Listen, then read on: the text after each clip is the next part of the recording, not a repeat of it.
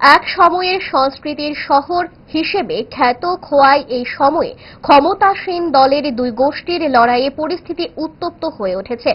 জানা যায়, খোয়াই অফিস টিলা পূর্ত দপ্তরের ডিভিশন অফিসে শাসক দলের দুই গোষ্ঠীর সংঘর্ষে এক যুবক আহত হয়। আহত যুবকের নাম অঙ্কুর দেবনাথ। খবর পেয়ে ঘটনাস্থলে ছুটে যায় খোয়াই থানার পুলিশ। ঠিকাদারি কাজের টেন্ডার জমা দেওয়া নিয়ে দুই গোষ্ঠীর মধ্যে রক্তাক্ত মারপিট প্রকাশ্যে এসে পড়েছে। এতে অঙ্কুর দেবনাথ এবং শুভঙ্কর ঘোষ গুরুতর জখম হন। অঙ্কুরের দুই হাঁটুর নিচে ধারালো দা দিয়ে কোপানো হয়। এর মধ্যে অঙ্কুর দেবনাথ হসপিটালে চিকিৎসাধীন রয়েছে।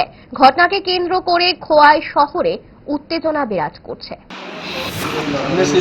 অফিসে গেছিলাম, একটা ওয়ার্কারটা জমা দিতাম।